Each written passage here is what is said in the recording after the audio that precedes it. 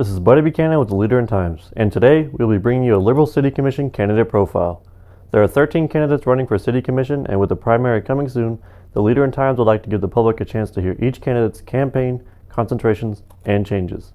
Today's profile is that of Chris Carlile. Here's her interview. Well, just to start off here, what originally got you interested in running for City Commission for this year? Well, I'm a long-time resident. I've lived here all my life. I raised my children here. I have grandchildren. And I have been listening to some of the citizens, the issues going on around town, and good and bad, and asked me if I thought about running. And so it was solely my idea. Nobody made me run. Of course. And I just hope that I can be a great fit on the commission. Right then. What would you say that was like the final catalyst that made you say, yes, I am going to run? Like, what helped make that decision for you? I've been going to some of the commission meetings, listening, have done that off and on. When I don't see a woman representing the city on the city council, I think a woman needs to be able to be part of that. Women think different than men. I will not just top the surface. I will dig down in layers and hopefully make the best decision possible.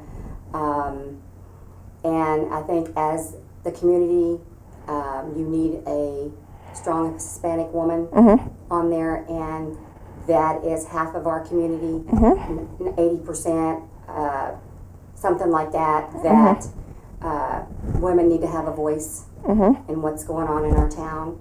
So that's final. That was my final decision. Right then. So what are some ideas and goals you have for if you actually do end up one of the lucky ones elected to the commission? I think we need better communication between the citizens of Liberal and the city staff. They need to know what's going on in town as it happens, whether it's a road closing, whether any issues that's going on with the city. They have the right to know. Like I said, I've been to the commission meetings and I've watched them on TV, and you can't even hear the commission meeting.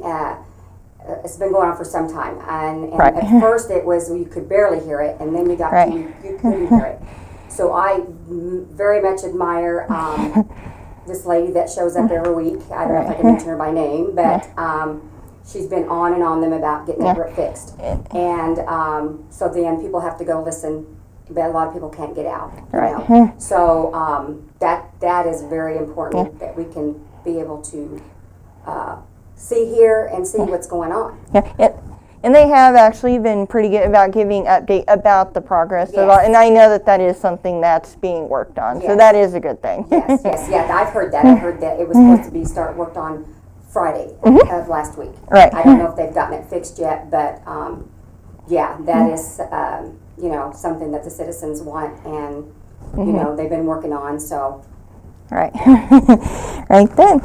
And the other thing is better communication, better service. You need to have better service. I run two restaurants and a trucking company, and at my restaurants we strive for good service, and I just don't feel like the citizens get that when you go to City Hall.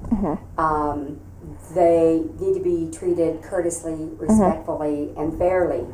And citizens have come up to me and they don't get that respect. And then again, back at the commission, they get to go up there and speak their 5 minutes, and I don't think that's long enough, or they shut them down, and I think that needs to change. I think they should be able to have their voice, that we work for them, they do not work for us. And I think it's the other way around, as far as it is right now. Right. Right then. So with all of the current development going on in North Liberal, what are some things that excite you about all of that happening? Oh, I'm very excited about what's going on in the north part of town with the restaurants, the hotels. You know, the Pinnacle Group is, you know, they're great, you know, trying to invest, as we have always tried to invest also in the community and looking to do more if we can. We currently employ 40 employees to give people jobs, and I would like to see the south end of town, get some of that from anybody investing. We have a mall that's empty. We've got Pancake Avenue that's got some great buildings that I think can have a great opportunity for businesses going in. So we need to look at the community as a whole, not just the north end of town. Of course. And we have citizens complaining about that live on the south end of town, and some family lives over there, and yeah, it just needs to be as a whole, not just the north end of town. Of course, yeah. That's how I feel. Right then. And with this year's candidate pool being so big and actually being pretty diverse, because there's new and incumbent people and all of that, so how does that make you feel, knowing that there is such a wide candidate pool for the community to choose from? Well, I think having 13 candidates, I guess, is telling the public, the citizens of Liberal, we need change. We have 11 candidates that have new ideas. We have 2 incumbents that are working as far as, you know, hopefully finishing what they've started, is what, you know, I gather from that. But I'm hoping that we all together, you know, whether I'm picked as city commissioner, that we all can still give our good ideas to one another to make it a better for the community. You just don't stop there because you don't make commissioner. You still try to work with one another, and I hope that's what everybody does. So I'm hoping that we all can work together to make Liberal better. Of course. And I want to be their voice for city commissioner. You know, I will make sure that I return your call. I will make sure that, you know, I do listen to them, like the people are, you know, concerned about, that nobody gets back with them when they call them. Right. So I promise that I will call and I will be their voice. Right then. And you've detailed quite a bit of your goals and everything that you would like to accomplish. So with that, why else would you say you would be a good fit for the commission? Well, again, I am a woman, and I am a Hispanic woman, and like I said, that takes up most, that's 80% of the town. Also, I would also like to see something for the kids. I've heard South Junior High, they're talking about a YMCA, but we got to have something for the kids to do, so they can stay off the streets, stay out of trouble, and if they stay out of trouble, they'll do better in school. And so I'm hoping that we can come to some kind of conclusion for the children, and hopefully that, you know, we can. They've been talking about that for some time, and we've got to make that happen. Right. for the kids, because they are our future, and they could be your next city commissioner one day down the road. And I'm hoping that, yes. So, you know, besides, you know, and development, economic development, we need industries. I get that we need, and industries bring in better paying jobs, and that will bring in new families. And so right now all we're doing is just shuffling people from one place to another to work. That's not bringing in families.